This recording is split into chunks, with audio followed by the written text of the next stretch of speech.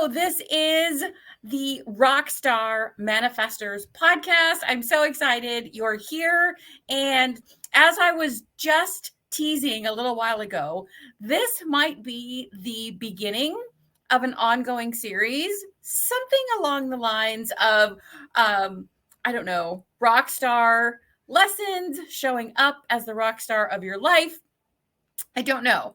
I'm just kind of still processing that. So if you do have ideas or suggestions as we go along, please feel free to share them, or even afterwards, if you're listening to this in the future and maybe I don't have it up yet, or always provide your feedback or your suggestions. So today I'm talking about lessons or learning lessons learned from Freddie Mercury. And the reason for that is because yesterday, which was September 5th, 2023, yesterday was his birthday, or would have been his birthday. It is his birthday. He is no longer with us, unfortunately, but I love Freddie Mercury. He is or was an amazing human being. And definitely, as I have shared, that music is a big part of my life. I incorporate it in most aspects of my life. And so you hear me talk about music a lot. I mean, my podcast is Rockstar Manifestors Podcast. The Facebook group that I have is Moon Manifesting Rockstars. So I definitely am in that energy and that vibe. And there are several podcast episodes a ways back, like what is a rockstar mindset, and kind of letting you know where I'm coming from with this type of vibe, if you will, messaging, just why it resonates so much with me. So let me get into what I've got prepared. And if you guys, again, have questions or feedback along the way, please feel free, whether you're watching live for the recording or you're listening to this in the future. If you want to contact me in any way, you can contact me at vision, VISION, at bluemoonmanifestations.com. That's email. And so just a little bit. I mean, this first part, who was Freddie Mercury, could probably be a series on its own, or at least a very extended podcast episode. So very briefly, for those who maybe are not too familiar, this is new to you, for any number of reasons. Freddie Mercury was the lead singer of the band Queen. And if you're not familiar with that band, I encourage you to do a YouTube search, Spotify, any music platform, and listen to some Queen songs. If you want to also just check them out, I think I have one, maybe two songs, one for sure, possibly two, Queen songs on my Manifesting Songs playlist. So I will put the links and all to anything that I reference or talk about in the captions or comments subsequent to the podcast. But my Manifesting Songs playlist does include, I think two, but at least one, like I said. So if you want to check that out, definitely feel free. You can also type in the word email in the comments, and that way I will know to specifically get the link to you, but always look for it also in the captions or the comments. So Freddie Mercury was, like I said, the lead singer of Queen. He was born, and I'm not sure if I'm saying the name correctly, but his given name was Farouk Bulsara, I think. Something along those lines. And he was an English singer, English person, grew up, in England. And his contributions to the music world and writing song lyrics and being yourself, so many things that I'm going to talk about today are really still, I think, being felt today. They're immeasurable. That's a huge word, but I think that they are. And if you really have not seen it yet or are not familiar with Freddie Mercury and Queen and the story, I highly recommend checking out the movie Bohemian Rhapsody. It is all about Queen and Freddie Mercury's story. And it is a great movie. So at least in my opinion, I love that movie. It's one that I actually own, even though digital is so easy these days, but I actually own that one. So and he's definitely a rock and roll great. At least, like I said, all this is my perspective, my opinion. But let's get into some things that we can learn from him. And these are lessons that I'll also touch on how we can apply ourselves. But I will just kind of, I guess, I don't know. This one, it's not like the normal podcast that I do. So I'm like, I don't know quite how to describe it, like what the purpose is, but we can learn these lessons. And these are actually, like I said, this series, possible series, is showing us ways and exemplifying how we can take those and show up as the rock star of our life as we manifest the desires and the life and the dreams that we all have. So number one, the first positive one of 5 I'm sharing with you today. The first positive trait to learn from is confidence. Freddie's confidence was magnetic.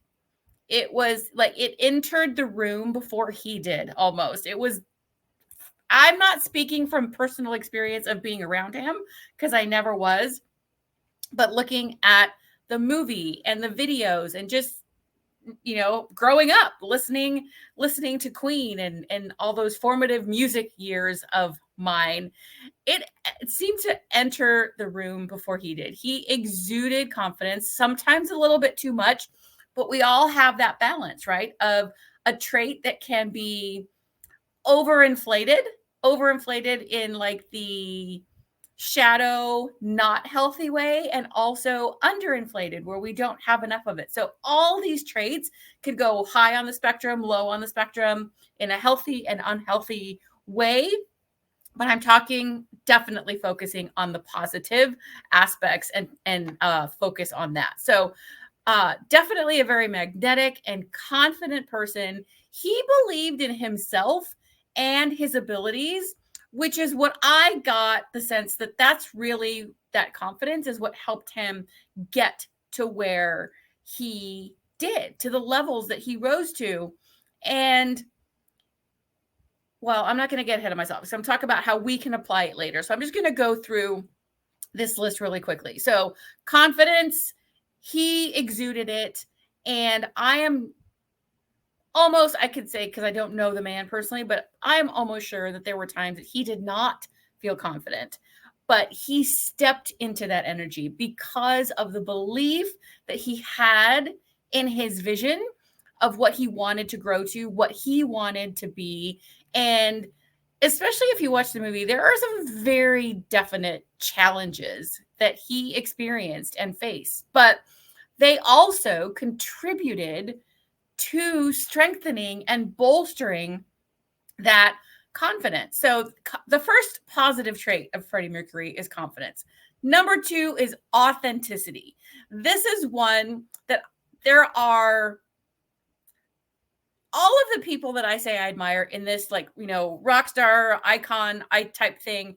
They all have their own version of authenticity, but this Freddie's version was by far unique and combined so many different things that are unique to him to make it his own formula and mishmash of how he showed up in the world, who he decided to become and step into that was authentic instead of quieting it down, which would have been much easier, which would have led to possibly less external conflicts, but probably would have led to more internal conflicts than he already did experience.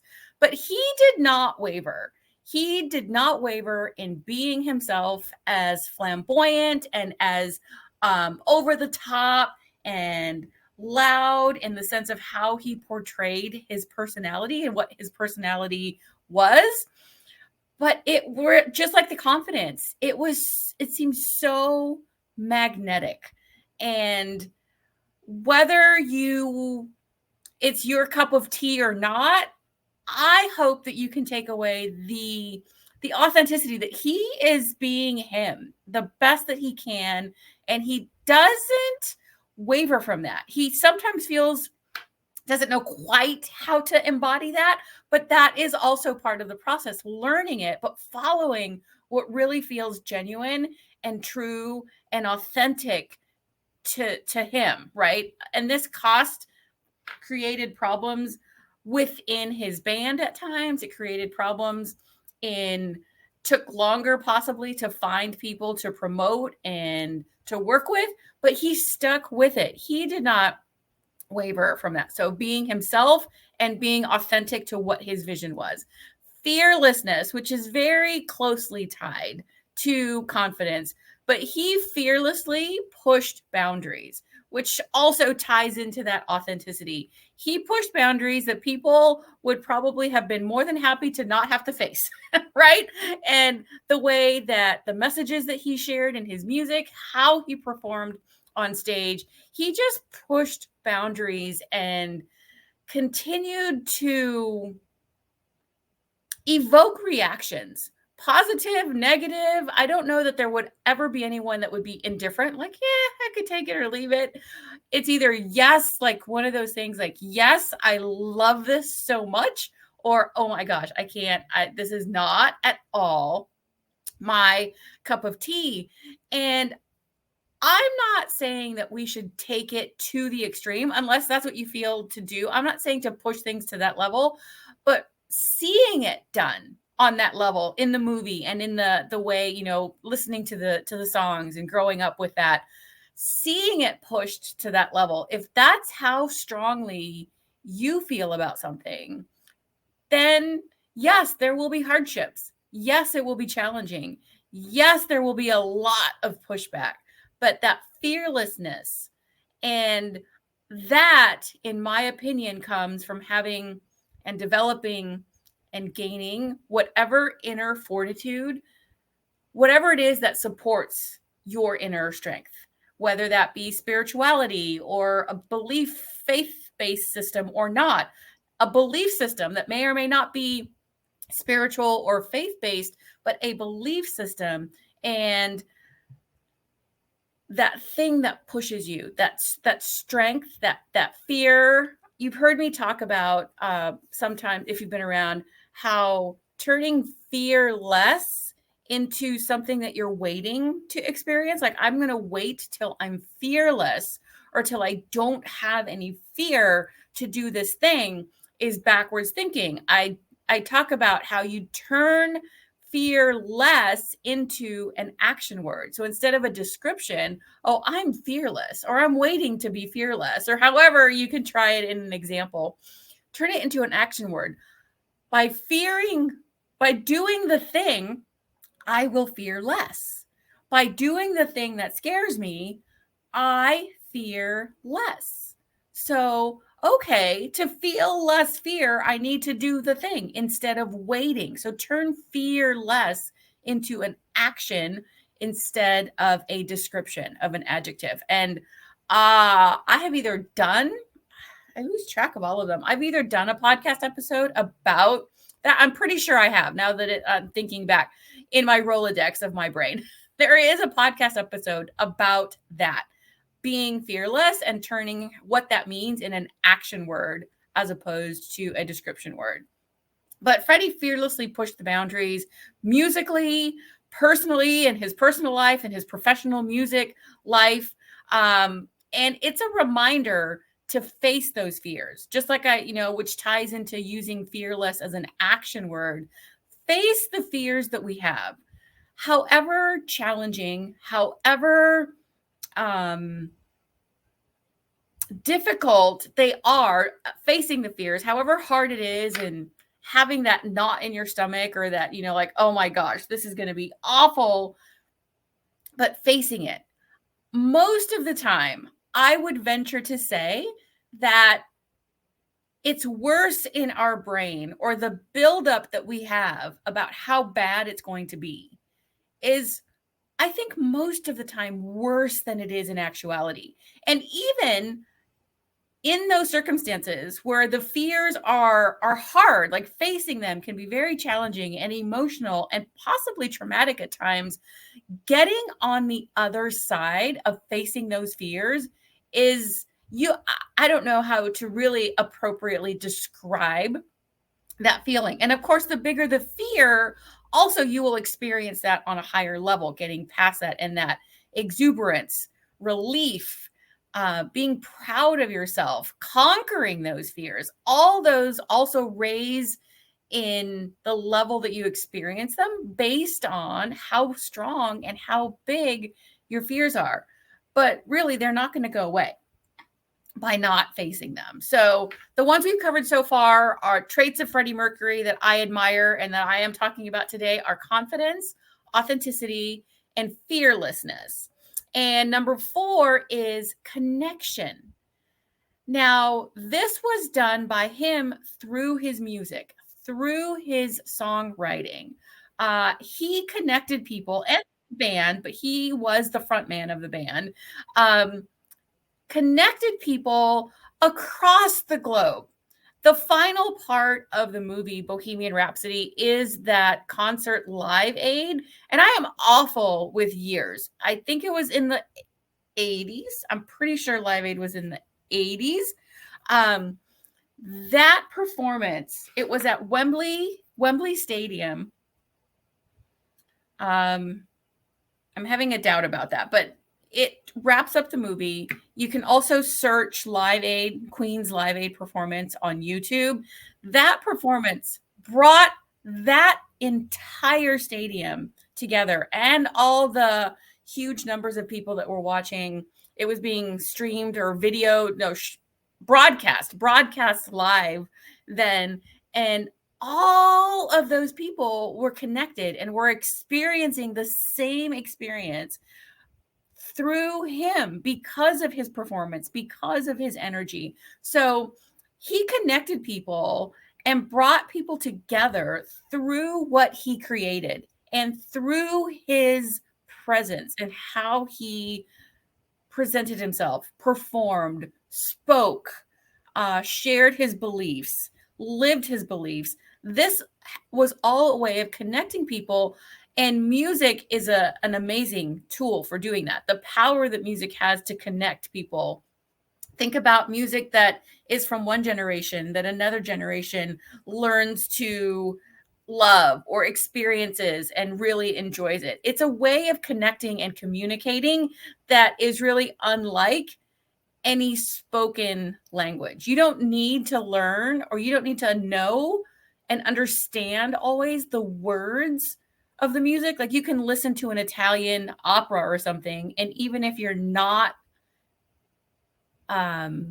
understanding the words, you're experiencing the emotions. You understand what is going on, what story is being conveyed. And that also was done through Queen's music as well, through lyrics and the composition and the performance of it. And then lastly, the last trait is passion.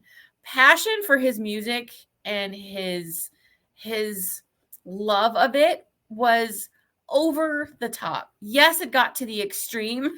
It got, he veered off of an unhealthy route for a while, but he did find his way back. But he was so passionate about his music that he did not compromise when other people said, no, do it this way, or it would sell better this way, or we can't promote it this way. We need to market it this way. He did not waver from that because he was so passionate and had that belief, that passion for what he was creating was how it was meant to be received and shared with everyone.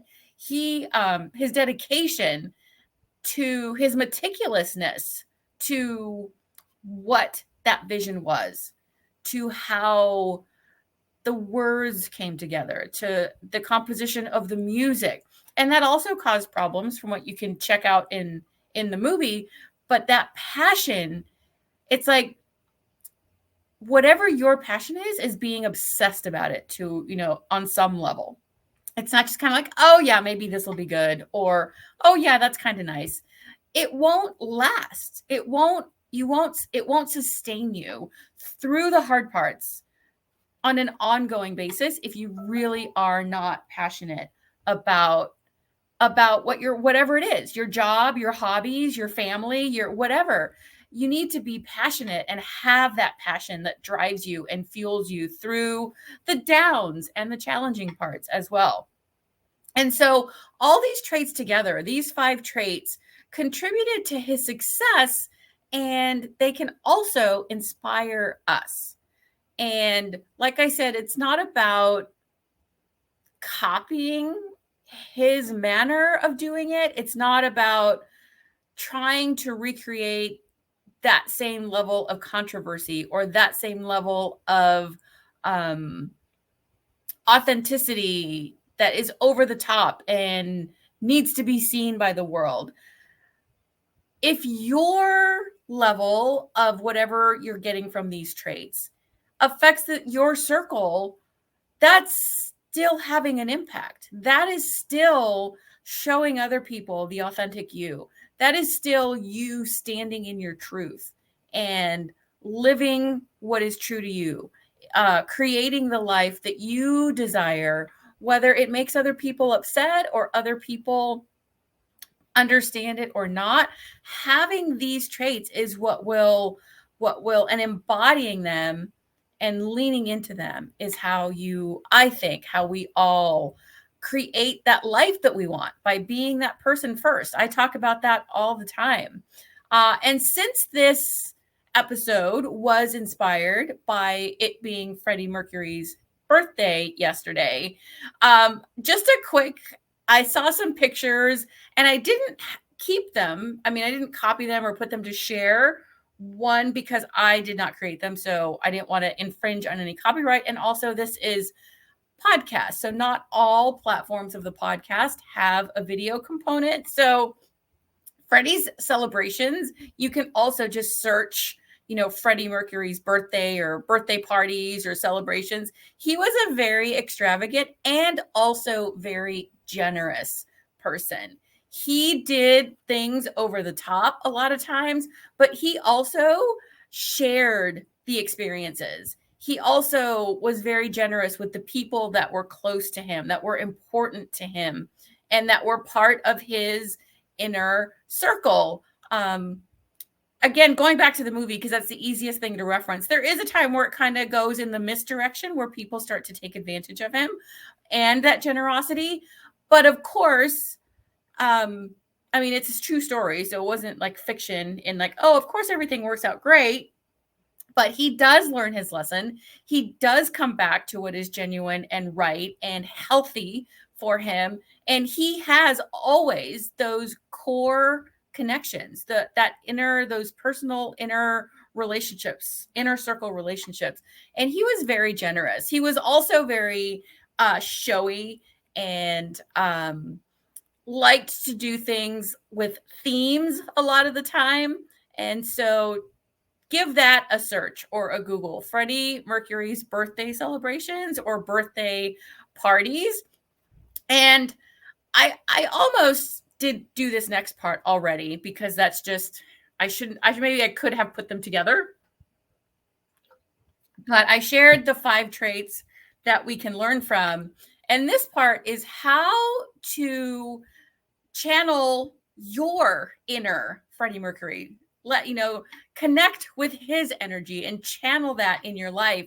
And this is also something that, it's why I celebrate Freddie Mercury's birthday. I actually have it on my calendar, and this is completely a side note, but I think it's fun. And another sort of, I guess, a connection with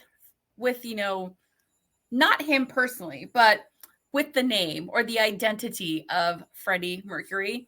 My younger brother is a pilot. He was in the Navy. He's retired from the Navy now, and he flew F-18 jets in the Navy. And if you're familiar with the Navy, of course, or with the movie Top Gun, they reference call signs, which is the names, the nicknames that the pilots get. The names are given to the pilots by the other members of the squadron, by other pilots. They don't pick their own. And so my brother actually was given the call sign Freddie, relating or referencing Freddie Mercury, because of a poster my sister-in-law made. My brother was going on deployment, and it was the first time with that squadron, I believe. And so my sister made like a picture board, almost like a vision board, but of like the kids and her and things for his space to keep as a reminder, a keepsake, as he was out on deployment. And when other pilots saw that, there was a picture of my brother when he was in a play. I think it was even in high school, but in the play, at least the way the picture was taken that was on the board, he resembles Freddie Mercury. And the play wasn't about Queen, but the way that the picture was, he does resemble Freddie Mercury. And so they gave him the call sign Freddie, and that one stuck. He had another one previous, but this one stuck. And even to this day, at their house, around my brother's Navy stuff, like frames and things, he has Freddie Mercury memorabilia at his house now. He even has like like pictures and other things. So there is another connection, which has nothing to do, with the personal development or the lessons learned, but I think it's fun. I think it's cool that my brother got the call sign Freddie, referencing Freddie Mercury. So for yourself and for myself, for all of us, ways that you can embody or think, keep in the back of your mind, work on embodying these traits in yourself. Building confidence in yourself and in your abilities comes from actually doing the thing. If we're bad, a lot of us, most of the time, we are bad at something when we start something new. It doesn't always come naturally to us. So building that confidence comes from the doing. So in those spaces or in those areas that you feel less than confident and you are waiting for the confidence to show up, it's not going to show up from thinking about it. It's not going to show up from preparing mentally, like, oh, I need to take these steps and I need to learn more. It comes from the actual doing. Getting good at a sport, excelling at it, having the confidence to try new things, harder things, comes from developing the habit of being a learner, being a beginner, starting over at something new, and going through that learning curve and building that confidence as you get better at doing the thing. And then you realize the confidence comes from the doing. So in any area you're feeling less than confident, keep doing it. Keep practicing, keep trying. And that's how you will develop and establish that confidence. And once you're aware of that, you can then use that as evidence the next time that you feel less than confident. Like, oh, I remember this feeling. I remember this process. It really sucks at first because I'm not good at it. Or I need to develop these skills that I don't yet have, and it feels frustrating, and I don't have the confidence yet. But by doing is how you develop the confidence. Embracing authenticity, this can feel very challenging, but stepping into that courage, which is also the next one, but not being afraid to be yourself. And also, this is something you may be familiar with, doing it scared. This is a very common term. This is a catchphrase, if you will. Doing the thing scared. And actually today, which is September 6th of 2023, I shared a story that embodies that perfectly. So if you're listening to this in the future, it won't be on my stories anymore, but doing it scared. And doing it scared and getting through it also contributes to establishing and developing and strengthening the confidence that you are looking for, or waiting for, or waiting to experience and feel. Doing it scared, being unique. And that feels very isolating at times. It is much easier to go with the flow, to blend in, to do things and look like other people and do things their way.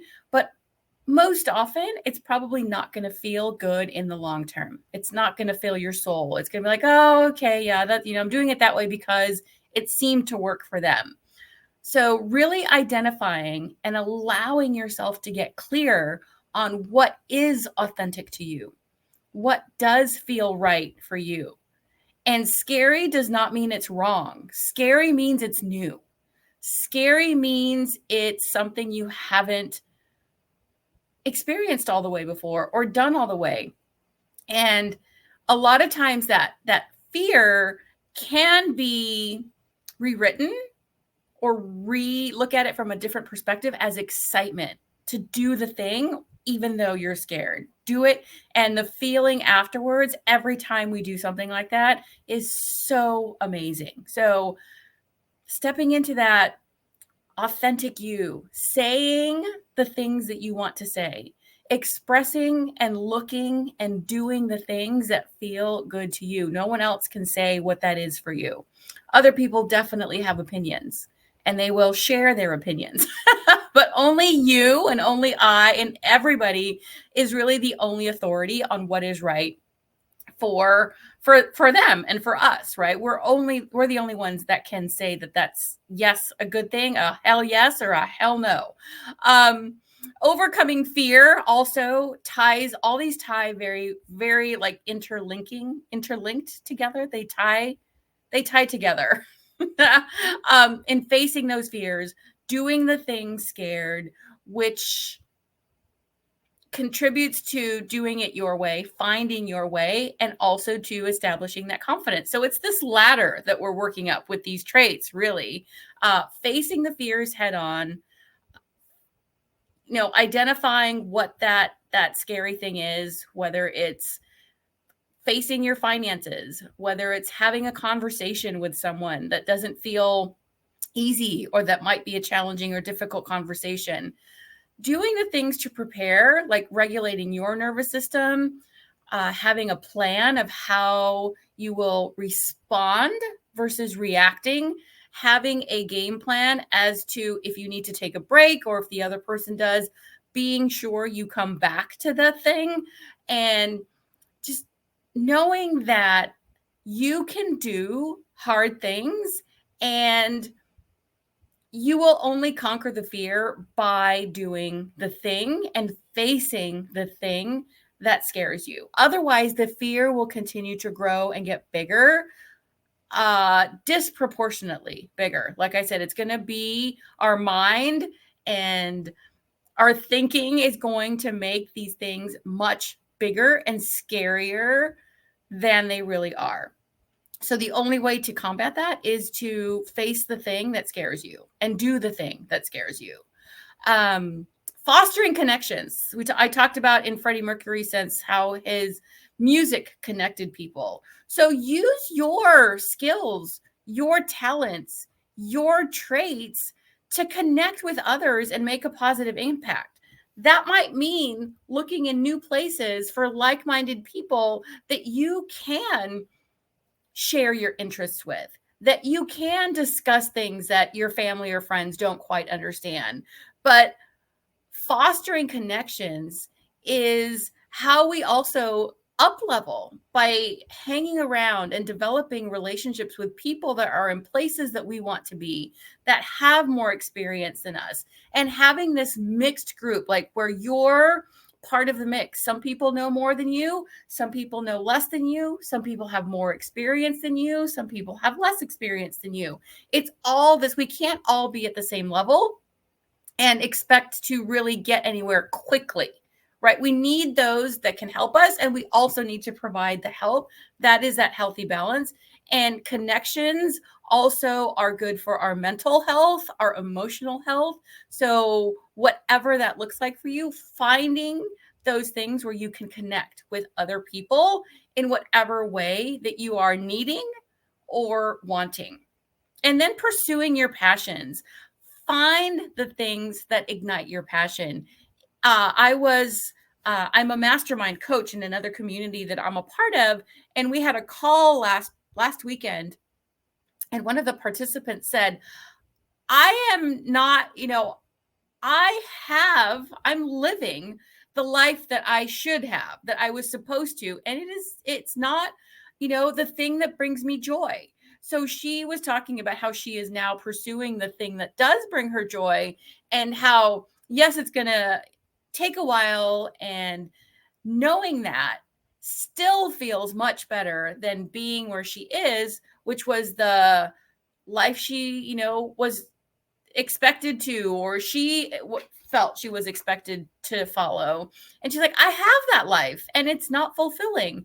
And knowing that I'm working towards what does feel fulfilling makes it okay, makes this part okay. And even though I'm not there yet, the fact that I'm pursuing that is such a relief and feels so much better.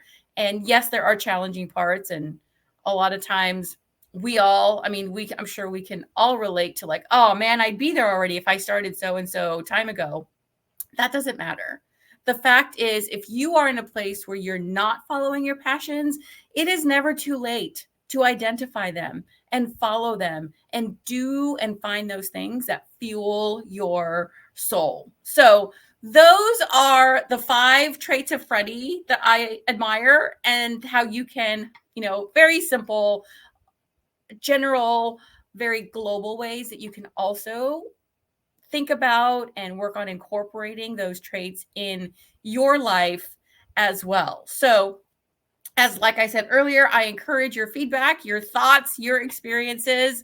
And if you think this is something that others will enjoy, I invite you to pass it on, share it out there, tag people depending on where you're listening to or watching this. Pass it on and let them know where they can find the Rockstar Manifestors podcast.